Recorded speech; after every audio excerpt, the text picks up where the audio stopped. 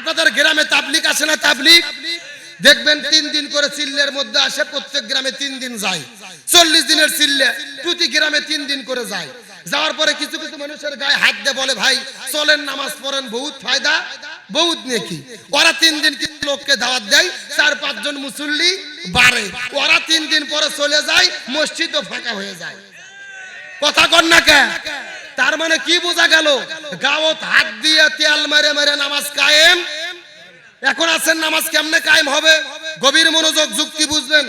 মনে করেন বাংলাদেশের প্রধানমন্ত্রী প্রাইম মিনিস্টার শেখ হাসিনা আজকে যদি সংসদে ঘোষণা করে আগামীকালকে ফজর থেকে বাংলাদেশের যেই মুসলমান 1 ওয়াক্ত নামাজ কাজা করবে 6000 টাকা জরিমানা, 6 মাস জেল। কয় হাজার জরিমানা, জেল কয় মাস? এটা যদি প্রধানমন্ত্রী শেখ হাসিনা আইন করে দেয়, আগামীকালকে ফজরের সময় আপনাদেরকে নামাজের জন্য ঢাকা লাগবে। রাতের 3টার দিকে মুসল্লিরা যাইয়া মসজিদে দরজা ধরে ঠেলাঠেলি শুরু করবে। কথা বলেন ঠিক কিনা? তার মানে বোঝা গেল শুধু কোরআনের ওয়াজ নয়, কোরআনের কি লাগবে? আইন লাগবে। সবাই মুখ খোলেন, কোরআনের কি লাগবে? এই কোরআনের আইন যতদিন সংসদে কায়েম না হবে ততদিন বাংলাদেশের পরিবর্তন হতে পারে। আরে ভাই, এটা হলো আসল ওয়াজ, আসল ওয়াজ। সারা রাত ওয়াজ শুনে কি করবেন? ওয়াজের মতো ওয়াজ হলে 10 মিনিটই যথেষ্ট। কিন্তু এই আসল কথা বাংলাদেশের অধিকাংশ হুজুরেরা বলে না।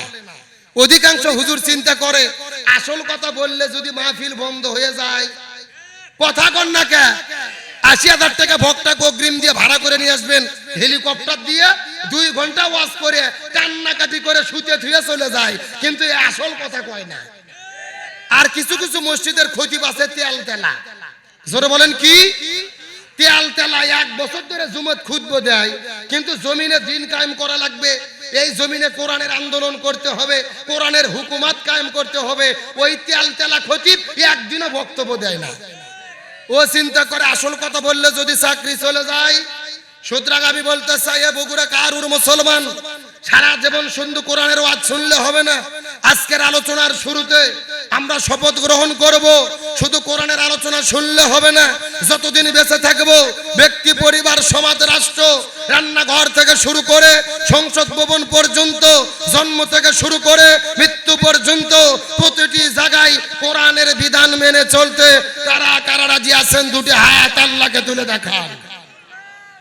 দেন একজন তাকবীর দেন দেখি।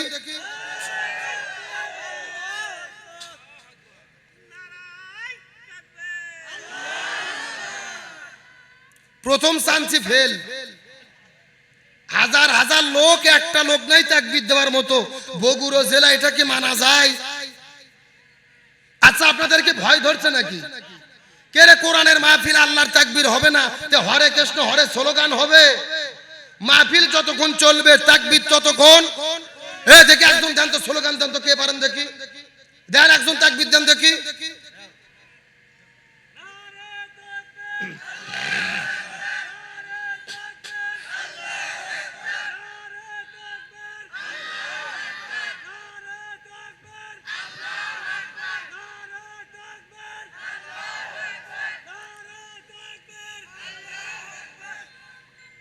ওয়াজি করা যাবে না আজকে, কেন ওয়াজি করা যাবে না? ও স্লোগান ধরলো, শুধু নারাই তাকবীরই বলতি। কে রে, একটা হুজুরও নাই, ইমাম মসজিদ নাই এলাকার মধ্যে তাকবীর দেওয়ার মতো। দেখে একজন দাঁড়ান না কেন দেখি? ভালো করে একজন তাকবীর দেন তো দেখি। কোন জায়গায় আসলাম রে ভাই? কে রে, মঞ্চে কেউ নাই? ভাই আপনি তাকবীর দেন তো দেখি। হাসির চেষ্টা করে তাকবীর দেন, দেন দেখি। দেন, দাঁড়া দাঁড়া তাকবীর দেন।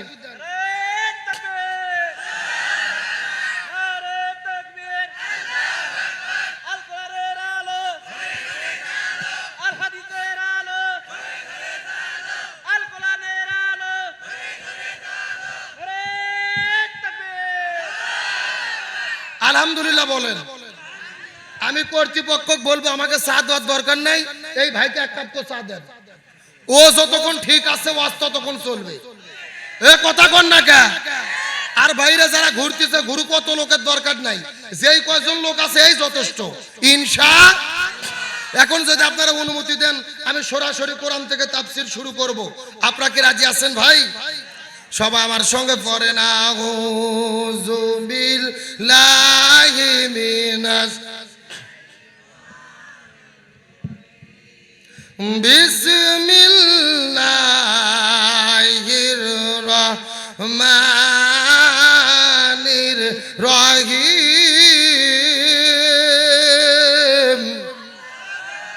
কোরআন তেলাওয়াত করে ডাকবো কাকে? রাসূল বলেছেন যারা জীবিত অবস্থা আল্লাহর নামে তাকবীর বেশি দেবে ওদের হাড়ের সমস্ত ব্যারাম আল্লাহ তাআলা ভালো করে দেবে। চিৎকার করে বলেন তো দেখি আল্লাহু আকবার। ইয়া আইয়ুহার রাসূল বাল্লিগ মা উযিলা ইলাইকা মির রাব্বিক ওয়া ইন লাম তাফআল ফামা বাল্লাগতা রিসালাতাহু আল্লাহু ইয়াসিমুকা মিনান নাস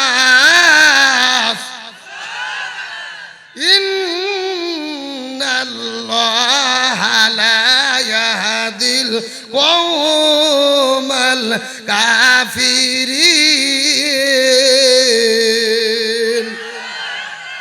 সূরা মায়দা 6 নম্বর পারা 18 নম্বর পৃষ্ঠার 10 নম্বর লাইন 67 নম্বর আয়াতে কারিমা। তাফসীর ইবনে কাসির, তাফসীরে কাবির, তাফসীরে কুরতুবী, তাফসীরে মুনির, তাফসীরে মারিফুল কোরআন, তাফসীরে খাজিন, তাফসীরে তাবারি, তাফসীরে বিসিলালিল কোরআন, তাফসীরে তাফহিমুল কোরআন এই আয়াতের উপর ভিত্তি করে 1 9 2 9 অন্তত 10টা তাফসীর গ্রন্থ আমি দেখেছি। এই আয়াতের ভেতরে আল্লাহ তাআলা এত পরিমাণ কথা বলেছেন।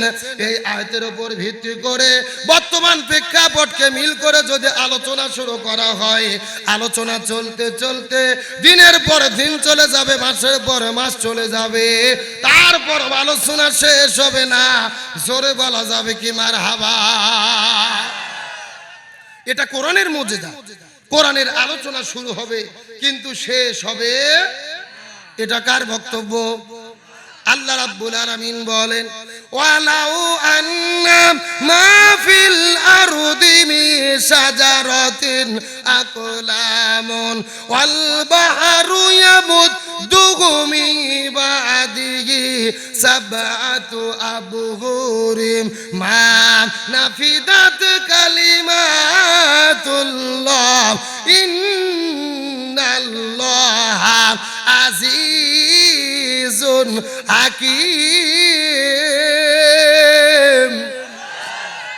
সূরা লোকমান 21 নম্বর পারার 12 নম্বর পৃষ্ঠার 13 নম্বর লাইন 27 নম্বর আয়াতে কারিমা।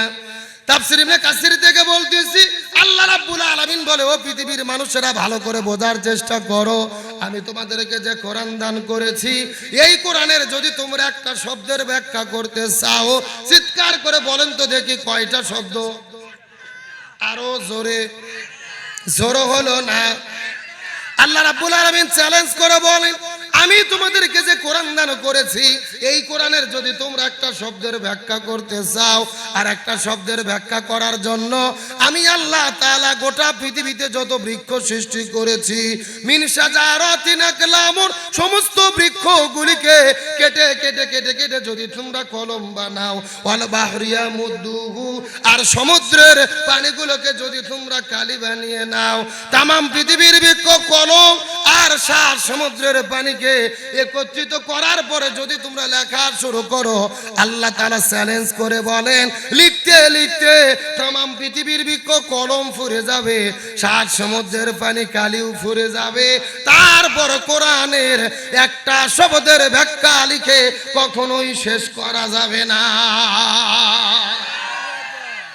আচ্ছা মানুষ বলো দেখি রাত্রি কেন কালো, সূর্য বলো কোথা থেকে পাইলো এত ভালো, ফুলগুলো নানান রঙের কেমন করে হয়, পাতাগুলো সবুজ বটে ফুলের মতো নয়, দুধ কেন এত সাদা, মরিচ কেন